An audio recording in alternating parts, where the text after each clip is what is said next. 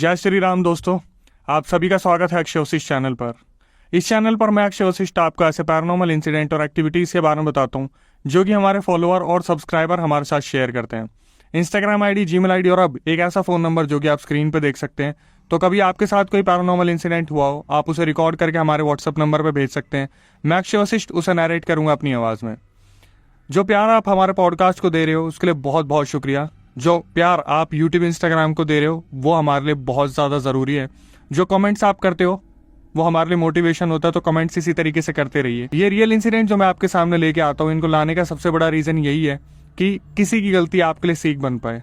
आज का जो रियल इंसिडेंट है वो हमें आशीष ने भेजा है, जो कि फिलहाल देहरादून में रह रहे हैं, लेकिन सन 2000 से लेकर 2006 तक इनकी फैमिली ने जो फेस किया, मैं नहीं चाहूँगा जिंदगी में कभी किसी के साथ हो। तो मैं सबसे पहले आशीष की फैमिली के बारे में आपको बता देता हूँ। आशीष का जन्म शालीमार बाग में हुआ, दिल्ली के, और उनके पापा की रिठाला में एक फैक्ट्री हुआ करती थी। उनकी जो मदर थी वो भी एक टाइम पे वर्किंग थी। एक बड़ी बहन थी उनकी जो हॉस्टल में पढ़ाई कर रही थी देहरादून में। आशीष ने बताया कि भाई फैमिली हमारी शालीमार बाग में बहुत अच्छा कर रही थी, लेकिन पापा को रिठाला जाने में बहुत डिस्टेंस पड़ता था, इसलिए पापा ने अपना सारा पैसा जोड़ा और दिल्ली के रोहिणी में एक प्रॉपर्टी डीलर से बात की और वहां पर जमीन ले ली। कुदरत से सब कुछ बहुत अच्छा चल रहा था। पापा ने अचानक से डिसाइड करा 2000 में कि हम वहां पर मूव कर जाते हैं। उस टाइम आशीष सिर्फ और सिर्फ 10-11 साल के थे और स्कूल जाया करते थे। आशीष अपनी फैमिली के साथ रोहिणी मूव कर गए। जब वो लोग रोहिणी में आए तो उन्होंने सबसे पहले 3 BHK रेंट पे लिया और अपना घर बनवाना स्टार्ट करा। अगले 1 साल के अंदर उनका घर बन के तैयार हो गया था रोहिणी में। मैं सेक्टर रिवील नहीं कर पाऊंगा, उसके लिए बहुत बहुत माफ़ी चाहूँगा। आशीष ने बताया, अक्षय भाई जब हमने 2000 में शिफ्ट कर लिया था अपने नए घर में, तब उनके साथ कुछ अजीब अजीब हरकतें होनी स्टार्ट हो गई, लेकिन इन्होंने आपस में कभी भी डिस्कस नहीं किया। हालांकि आशीष की जो बड़ी बहन थी वो अभी भी हॉस्टल में पढ़ रही थी। वो आई थी, लेकिन वो अपने पुराने घर शालीमार बाग में ही उनसे मिली थी, वो फिर हॉस्टल में चली गई थी। अब इन लोगों का प्लान था कि अपनी हायर एजुकेशन कंप्लीट करने के बाद ही जब उनकी बहन आएगी तो वो रोहिणी वाले घर में उसे बुलाएंगे। मतलब इस पूरे इंसिडेंट में जो 3 लोग शिकार हुए वो आशीष और उनके मम्मी पापा थे। आशीष के मम्मी पापा फैक्ट्री तो देखते ही थे, लेकिन वो ट्रेडिंग का काम भी किया करते थे। बात आ गई 2000 की, जब ये लोग रोहिणी में आ गए थे। सबसे पहला झटका आशीष के साथ क्या हुआ, आशीष सामान लेने के लिए घर से बाहर गया हुआ था और जब वो वापस आ रहा था तो अचानक से जो उनके घर के बाहर कुछ ही दूरी पे, जैसे आपने देखा है ब्लॉक्स के सिक्योरिटी गार्ड होते हैं, तो एक सिक्योरिटी गार्ड ने आशीष को पूछा कि बेटा मम्मी की तबीयत ठीक है? तो आशीष बोला कि हाँ अंकल बिल्कुल ठीक है, क्या हुआ? तो सिक्योरिटी गार्ड ने बोला कि रात के 2-2:30 बजे आपकी जो मम्मी है वो छत पे घूमती है। तो आशीष सुन के बहुत ज़्यादा हैरान हो गया था, क्योंकि वो अपनी मम्मी के साथ ही सोता था उस टाइम पे जब वो 10-11 साल का था। तो आशीष ने सिक्योरिटी गार्ड को बोला कि शायद आपने किसी और को देख लिया होगा। तो सिक्योरिटी गार्ड ने पूरा पॉइंट करते हुए उनके घर की तरफ एक फिंगर आशीष को बोला कि ये घर है ना तुम्हारा? तो आशीष ने बोला हाँ। सिक्योरिटी गार्ड ने बोला कि बेटा मैं रात को यहीं पे रहता हूँ और मैंने देखा था कि रात को 2-2:30 बजे कोई तो तुम्हारी छत पे घूम रहा था और शायद वो कोई फीमेल थी और आपकी मम्मी ही थी। आशीष ने कुछ नहीं कहा, आशीष सीधा अपने घर आ गए और उन्होंने अपनी मम्मी से पूछा कि मम्मी कल परसों आप रात को छत पे गए थे क्या 2-2:30 बजे? और उनकी मम्मी ने बहुत ईजिली मना कर दिया कि तू पागल है, मैं रात को 2:30 बजे की छत पे जाके क्या करूँगी। और मैं इनके घर का स्ट्रक्चर आपको बता देता हूँ। जैसे पुराने टाइम में था, ग्राउंड फ्लोर और सीधा छत आ जाती थी, 1 मंजिल का मकान था। ये चीज़ हुई उनके साथ और आशीष सिर्फ वेट कर रहे थे कि कब पापा आएंगे और वो कब पापा को बताएंगे कि सिक्योरिटी गार्ड ने ऐसा ऐसा बोला है। जब पापा घर पे आ गए फैक्ट्री से, तो जैसे ही पापा आए आशीष जो है अपने पापा के पास गए और उन्होंने सारी बात सामने रख दी कि मैं जब सामान लेके आ रहा था तो सिक्योरिटी गार्ड ने मुझे रोका और उसने बोला कि छत पे कोई रात को 2-2:30 बजे औरत घूम रही थी। तो आशीष के जो पापा थे उन्होंने भी उनकी मम्मी से बात की और इस चीज़ का कंफर्मेशन लिया कि भाई रात को कोई भी छत पर नहीं गया था। तो सिक्योरिटी गार्ड ने एक्चुअल में देखा किसको था। ये सारी बातें आपस में इनकी चल ही रही थी फैमिली की साथ में बैठ के। तभी उनके पापा को एक बहुत पुराना इंसिडेंट याद आया। जब उनका घर बन रहा था तो एक ऐसा इंसिडेंट उनके पापा के साथ हुआ था जिसको वो काफ़ी टाइम तक भूल नहीं पाए थे, लेकिन आशीष के पापा ने ये इंसिडेंट किसी को बताया नहीं था। आशीष के पापा ने अचानक से आशीष और उनकी मम्मी के सामने ये बात रखी, जब मैं ये घर बनवा रहा था तो बहुत सारे मजदूर आया करते थे। तो एक दिन जब सारे मजदूर पैकअप करके जा रहे थे तो आशीष के पापा उन्हें बाहर तक ड्रॉप करने गए। तो जब वो वापस आए अपने घर में देखने के लिए कि बाहर लॉक लगा देता हूँ मैं, कुछ कर देता हूँ, उन्हें ऐसा लगा जैसे सीढ़ियों से कोई औरत ऊपर पैदल जा रही है। तो आशीष के पापा ने 2 मिनट तो पीछा करा, फिर उन्हें लगा कि कोई मजदूर होगी, कोई फीमेल मजदूर होगी जिसका कोई सामान रह गया होगा और वो वही लेके वापस आएगी। अगले 10 मिनट तक आशीष के पापा गेट के पास खड़े रहे। जब आशीष के पापा को ये चीज़ दिखी कि यार ऊपर से नीचे कोई भी नहीं आ रहा, तो उनके पापा जब ऊपर जाके देखते हैं तो वहाँ पर कोई भी नहीं था। धीरे धीरे ये चीज़ें पुरानी होने लगी और आशीष, उनके पापा और उनकी मम्मी अपनी नॉर्मल लाइफ में आने लगे। लेकिन इन्हें नहीं मालूम था कि एक्चुअली में ये अभी किसी बहुत बड़े तूफान के पहले की जो शांति होती है ना, वो थी।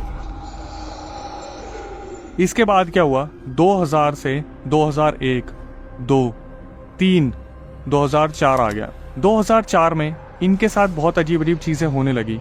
जैसे इनकी जो फैक्ट्री थी उसमें अजीब अजीब से बदलाव होने शुरू हो गए। जैसे मजदूर छोड़ के जा रहे हैं, कुछ जो वर्कर हैं वो रुक रहे हैं, कभी प्रॉफिट हो रहा है, कभी लॉस हो रहा है। मतलब ज़्यादातर तो लॉस रहा करता था, जो आशीष ने मुझे बताया।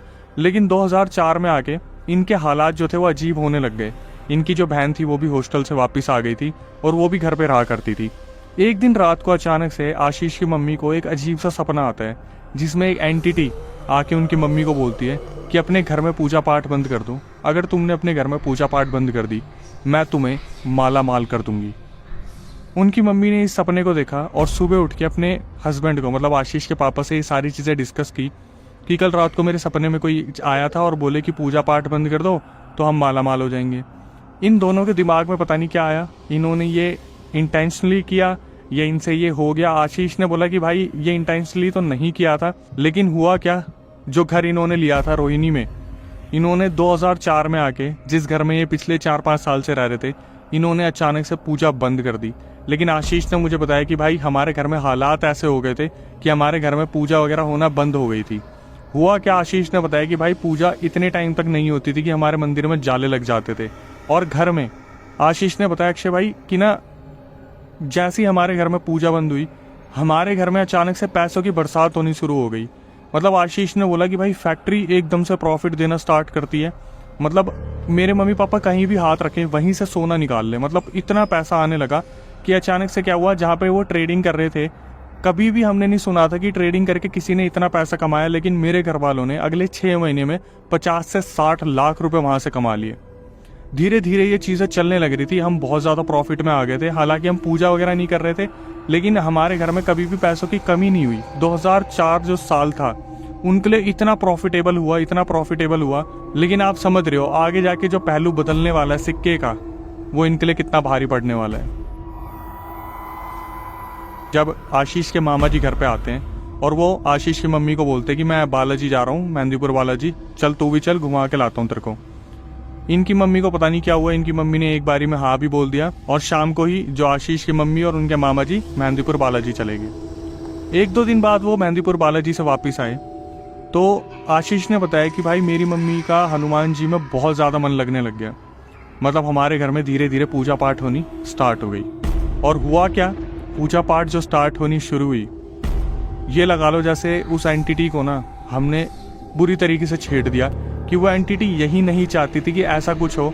लेकिन शायद हमने कोई बहुत बड़ी जो है गलती कर दी थी उस एंटिटी को छेड़ के, और हमारी ज़िंदगी में जो तहलका मचा, हम उससे अभी भी उभर के बाहर नहीं आ पा रहे। जैसे ही घर में पूजा पाठ स्टार्ट हुई, हमारे घर में कोई एंटिटी अचानक से दिखना स्टार्ट हो गई। मेरी जो बहन थी वो तो फिर दोबारा अपनी हायर एजुकेशन के लिए फिर दोबारा हॉस्टल की तरफ चली गई, कहीं पे उन्होंने पीजी ले लिया। लेकिन इनके घर में होना जो स्टार्ट हुआ, वो क्या हुआ कि इनकी फैक्ट्री में बहुत बुरे लॉसेस आने स्टार्ट हो गए। 2005 के स्टार्टिंग में इतने बुरे लॉसेस आए कि इनकी फैक्ट्री जो रिठाला में थी वो बंद हो गई। और आशीष ने बताया कि भाई पापा इतने ज़्यादा डिप्रेशन में चले गए कि उन्होंने ड्रिंक करना स्टार्ट कर दिया। जब वो ड्रिंक करने लगते तो वो घर में बहुत ज़्यादा लड़ते, मम्मी पे हाथ उठाते, मम्मी को उल्टा बोलते, और घर में ही नहीं हमारी आजू बाजू वालों से भी लड़ाई होना स्टार्ट हो गई। आशीष ने बताया अक्षय भाई मैं तो छोटा था, मुझे नहीं पता था क्या सही है क्या गलत है, लेकिन मैं अपनी आंखों से देख रहा था कि हमारा घर कैसे धीरे धीरे बर्बाद हो रहे हैं। आए दिन कुछ ना कुछ होता था। लेकिन मेरी मम्मी जो थी वो बहुत ज़्यादा पूजा पाठ करने लगी, और जैसे जैसे पूजा पाठ का लेवल बढ़ता गया वैसे वैसे हमारे साथ घर में बहुत ज़्यादा दिक्कतें होने लगी। मतलब कुछ टाइम बाद क्या हुआ, वो जो एंटिटी थी उसकी घर में प्रेजेंस इतनी बढ़ गई कि जब मम्मी पापा काम से जाते थे और आशीष घर में होते थे तो ऐसा होता था कि टीवी अपने आप ऑन हो गया, आशीष बंद करते, दूसरे कमरे में आते तो अचानक से जो बाथरूम के वाटर टैप होते वो अपने आप ऑन हो जाते। आशीष जाते, उन्हें बंद करके आते, कोई खिड़की अपने आप खुल गई, गेट अपने आप खुल गए। धीरे धीरे आशीष के साथ इतनी सारी चीज़ें होने लगी, और जब वो अपने घर वालों को बताते तो उनके घर वालों के सामने सामने भी ये हरकतें होती थी। लेकिन आशीष के जो घर वाले थे शायद इस चीज़ को समझ चुके थे कि उनसे बहुत बड़ी गलतियाँ हो चुकी है। मतलब वो जो एंटिटी ने उनके घर में पूजा पाठ बंद करवाया था, तब तक वो एंटिटी वहाँ पर बहुत अपनी प्रेजेंस बना चुकी थी, और इनके घर में बहुत सारे इंसिडेंट ऐसे होने लगे जहाँ पर उनके पापा रात को चिल्ला कर उठते, मम्मी को ऐसा लगता जैसे आगे पीछे कोई घूम रहा है। और फाइनली क्या हुआ, आशीष के पापा ने इस चीज़ को सोचा कि अब हमें किसी के सहारे की ज़रूरत पड़ेगी। वो अपने घर से दूर एक बहुत ही विकराल मंदिर से एक गुरुजी को लेके आए। जब वो गुरुजी को लेके आए तो गुरुजी उनके घर के सामने खड़े थे और साफ उन्होंने जाने से मना कर दिया कि मैं अंदर नहीं जाऊंगा, तुम्हें अगर कोई बचा सकता है तो वो हनुमान जी बचा सकते हैं। तुम्हें अपने घर में रोज़ सुंदरकांड के पाठ करने होंगे, जो भी तुम काम करोगे उससे पहले तुम्हें सुंदरकांड के पाठ करने होंगे, तभी तुम बच पाओगे। आशीष, उनके पापा, उनकी मम्मी गुरुजी के साथ खड़े थे घर के बाहर, और आशीष के पापा ने अचानक से गुरुजी से पूछ लिया कि गुरुजी, इस घर का इतिहास क्या है, हमारे आने से पहले यहाँ पर हुआ क्या था जिसकी वजह से ये घर इतना बदनाम हो रखा है, या इस घर में इस लेवल की हरकतें होती हैं। गुरुजी ने इनके सामने एक ऐसा राज खोल दिया जिसको सुनने के बाद इनके पैरों तले ज़मीन खिसक गई। ये जो घर था, ये जो ज़मीन थी, 20-30 साल पहले यहाँ पर एक पंडित और पंडिताइन रहते थे। उनकी बहुत सरल जिंदगी थी। किसी प्रॉपर्टी डीलर ने उस ज़मीन को खरीदने के चक्कर में पंडित और पंडिताइन को उसी ज़मीन में मारकर उसी ज़मीन में गाड़ दिया था। उसके बाद क्या हुआ, जो पंडित और पंडिताइन को वहाँ पर मारा गया था, पंडित जी के कर्म बहुत अच्छे थे, वो तो मुक्त हो गए, लेकिन जो पंडिताइन थी वो ब्रह्म राक्षसनी बन गई थी और उसने इस ज़मीन पर कब्जा कर लिया था। इनकी इतनी मनहूस किस्मत थी कि जब ये वहाँ पर घर बनवा रहे थे तो इनको बार बार कोई ना कोई सिग्नल मिल रहे थे, लेकिन इन्होंने उस चीज़ पर ध्यान नहीं दिया। अब गुरुजी के अकॉर्डिंग वो जो ब्रह्म राक्षसनी थी वो इतना ज़्यादा पावरफुल हो गई थी कि उसे इस घर से अलग करना लगभग नामुमकिन था, लेकिन उसे अगर शांत करा जा सकता था तो उसका एक ही उपाय था, और वो था सुंदरकांड के पाठ।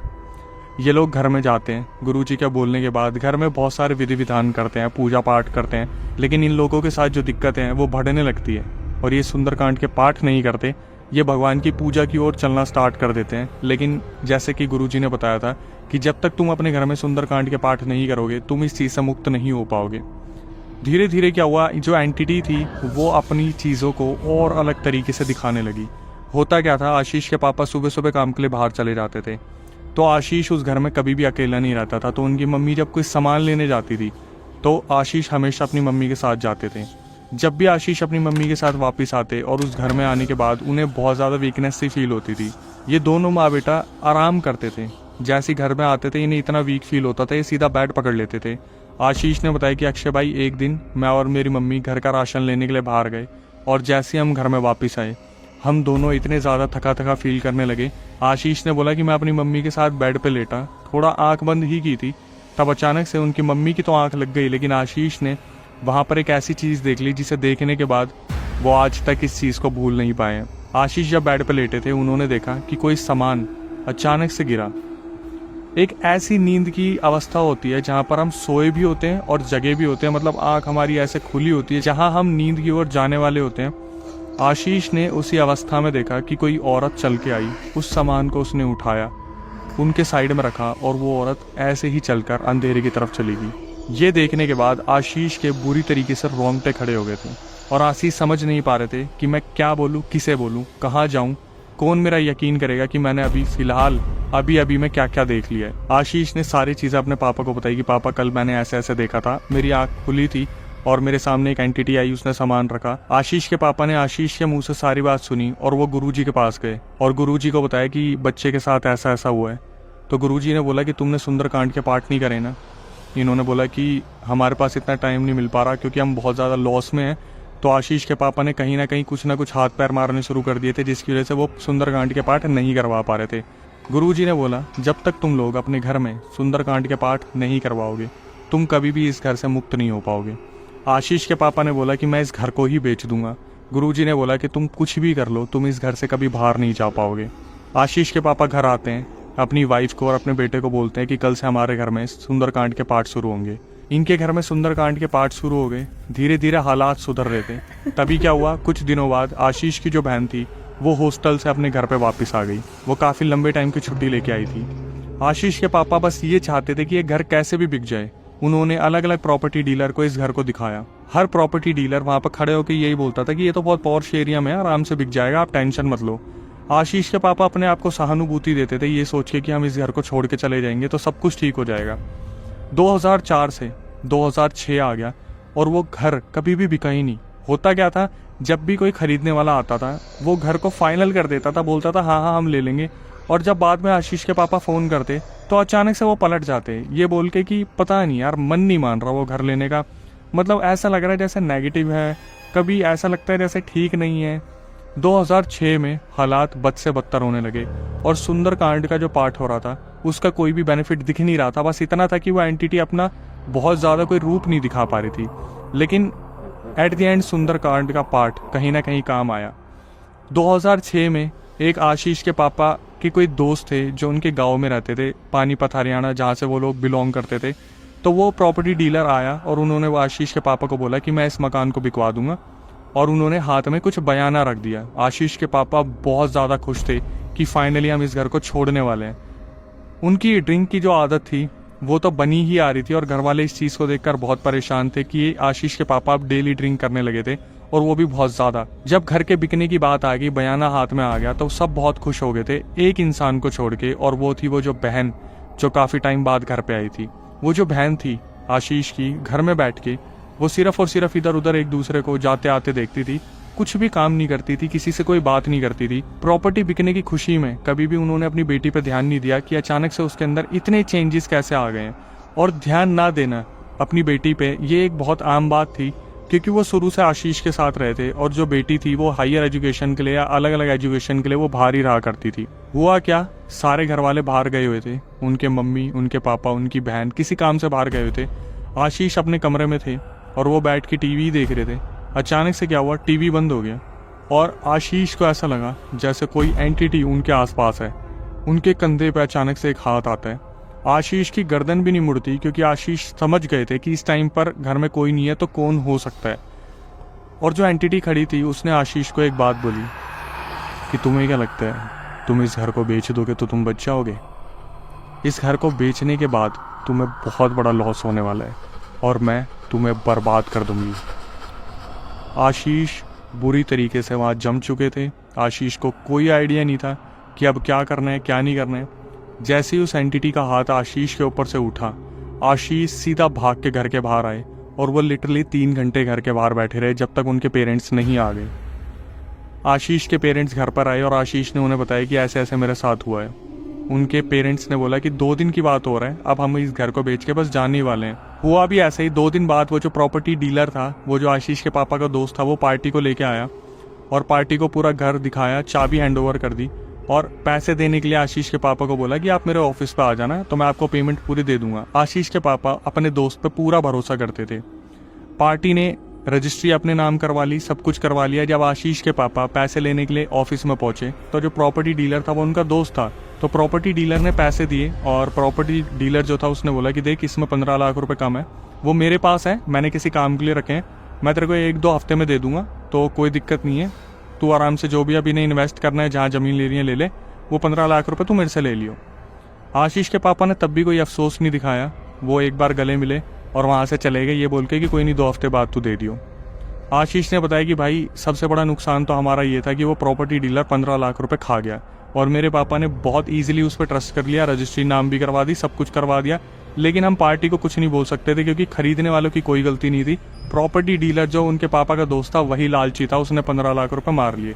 हालांकि आशीष ने बताया कि इस चीज़ के चक्कर में भी बहुत लड़ाइयाँ हुई लेकिन कोई सॉल्यूशन नहीं निकला। इसके बाद क्या हुआ, रोहिणी का मकान बेच के ये लोग पानीपत में प्रॉपर्टी लेते हैं और वहीं पे शिफ्ट हो जाते हैं। कुछ साल इनके अच्छे बीते। जब आशीष भी थोड़े बड़े हो गए और उनकी बहन भी शादी लायक हो गई थी तो आशीष के पापा ने क्या करा, सबसे पहले उनकी जो बहन थी उसकी शादी करा दी और शादी कराने के 1.5 महीने बाद आशीष के पापा ड्रिंक करने की वजह से एक्सपायर हो गए।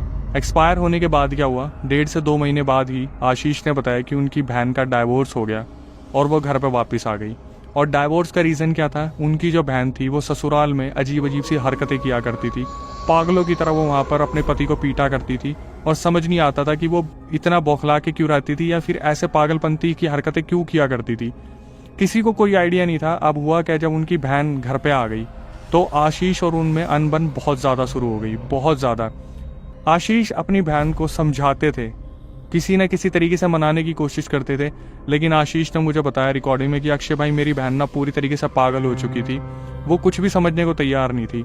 वक्त बदला, रातें बीती और आशीष जब बड़े हो गए तो वो काम करने लगे और उन्होंने भी शादी कर ली। शादी करने के बाद क्या हुआ, उनकी जो बहन थी वो उनकी वाइफ से डेली झगड़ा करती थी इसी बात पे कि वहाँ सफाई नहीं हुई, ये खाना नहीं बना, ऐसे नहीं बना, वैसे नहीं बना। जितने भी रिलेटिव थे आशीष के वो घर पे आते और आशीष को ही सुनाना शुरू कर देते कि तू अपना घर तेरे पापा के बाद संभाल के नहीं रख पा रहा। लेकिन आशीष का मानना था कि भाई मैं अपने रिलेटिव को समझा नहीं सकता था। वो जो एंटिटी मुझे बोल के गई थी कि वो हमें पूरी तरीके से बर्बाद कर देगी, उसने हमें पूरी तरीके से बर्बाद कर दिया। और वो यहाँ तक नहीं रुकी, वो एंटिटी हुआ क्या, वो एंटिटी जो थी वो साक्षात आशीष को अपनी बहन में दिखती थी। तो वो जो एंटिटी थी वो उनकी बहन के अंदर थी। आशीष को पूरा कंफर्मेशन था और वो जो बहन थी वो हमेशा कोई ना कोई ऐसी एक्टिविटी करती थी जिससे आशीष को कंफर्मेशन था कि भाई वो पक्का एंटिटी मेरी बहन के अंदर है। लेकिन जब आशीष को लगा कि मेरी वाइफ के साथ ठीक नहीं हो रहा तो उन्होंने अपनी मम्मी को बोला कि मम्मी मैं इसके साथ नहीं रह सकता, मेरे साथ देहरादून चलो, हम वहीं पर रहेंगे। उनकी मम्मी ने बोला कि तू जा देहरादून, मैं कुछ टाइम में आ जाऊंगी, मेरे को तेरी बहन का भी ध्यान रखना है क्योंकि पापा नहीं है, हम दोनों ही हैं। आशीष अपनी वाइफ को लेकर देहरादून शिफ्ट हो गए और उसके बाद उनकी जो बहन थी उनका पागलपन और भी ज़्यादा बढ़ गया। आशीष के पास डेली कॉल्स आते थे उनके रिलेटिव्स के कि तेरी बहन ने तेरी मम्मी को मारा और तू देहरादून में बैठा हुआ है। आशीष अपनी तरफ से पूरा ट्राई करते थे कि यार वो कैसे भी बहन से बात करे, लेकिन जैसे ही बहन को वो फ़ोन मिलाते बहन सीधा गाली गलौज करना स्टार्ट कर देती। और आशीष की वाइफ हमेशा आशीष को समझाती रही कि वो तुम्हारी बहन नहीं है, उसके अंदर कोई और है, तुम्हारी बहन ऐसी नहीं थी जब मैं पहली बार मिली थी तुम्हारी बहन से। और आशीष का भी यही मानना है कि उनकी बहन के अंदर उनकी बहन नहीं रह रही, वो ब्रह्म राक्षसनी रह रही है और उनकी बहन के पूरे शरीर पे उस ब्रह्म राक्षसनी का कब्जा है। आशीष ने बताया कि भाई हमारा जो पानीपत वाला मकान है वो मेरी बहन ने कब्जा लिया। मेरी मम्मी पता नहीं क्यों, शायद प्यार करती है इसलिए मेरी बहन के साथ रहती है, लेकिन मैं अपनी बहन का मुंह नहीं देखना चाहता क्योंकि आए दिन वो मेरी मम्मी को मारती है, पीटती है और मेरी वाइफ को और मुझे गालियाँ बकती हैं। सारे रिलेटिव्स मुझे फ़ोन करते कि अपनी मम्मी को ले जा। जब भी मैं मम्मी को लेने जाता हूँ मेरी मम्मी मेरे मुंह पे मना कर देती है कि मैं अभी नहीं जाऊँगी तेरे साथ, मैं तेरी बहन के साथ ही रहूँगी। पता नहीं माँ का ऐसा क्या प्यार है बहन से कि वो उसी के साथ रहती है, ऐसा आशीष का मानना है। हालांकि आशीष अपनी लाइफ में आगे बढ़ गए हैं, चीज़ें देख रहे हैं, लेकिन उनका आज भी मानना है वो जो एंटिटी है वो उनकी बहन में ही रहती है। और इतना सारा नुकसान कर दिया, इतना सारा नुकसान कर दिया कि रिलेटिव्स भी अब सारे के सारे इन लोगों से डिस्कनेक्ट हो गए हैं। आशीष ने आखिरी में रिकॉर्डिंग में मुझे एक बात बताई कि अक्षय भाई वो जो मकान है ना, जो हमारा रोहिणी में मकान था, उसका कोई एक ओनर नहीं रहा। मतलब उस मकान को खरीदने के बाद लोगों ने लॉस लेके अपने ऊपर उस मकान को बार बार बेचा है। मतलब उस घर में आज भी कोई एंटिटी है जो कभी तो उस घर में अटैक करती है और फिर खाली टाइम आने पर दोबारा मेरी बहन के अंदर आ जाती है। और वो एंटिटी पता नहीं कितनों को ऐसे परेशान कर रही है। तो अगर आप रोहिणी में रह रहे हैं, रोहिणी के आसपास रह रहे हैं, भगवान न करे कि आप उस घर के आसपास रह रहे हैं, क्योंकि कभी ना कभी इन चीज़ों की टेरिटरी बढ़ती है और कहीं ना कहीं ये जो चीज़ें होती हैं अपने अंटे में बहुत सारे लोगों को ले लेती हैं। अगर आप दिल्ली में रह रहे हैं, रोहिणी में रह रहे हैं, तो इस घर के बारे में थोड़ा सा पता करने की कोशिश कीजिएगा, वरना जितना दूर हो सके उतना दूर रहिएगा। आखिरी में आके मैं यही कहना चाहूँगा, जिस तरीके से आप इंस्टाग्राम यूट्यूब को प्यार दे रहे हैं उसी तरीके से प्यार बना के रखिए। जो कमेंट्स आप करते हैं वो हमारे लिए मोटिवेशन होता है, तो इसी तरीके से हमारे मोटिवेशन को बना के रखिए।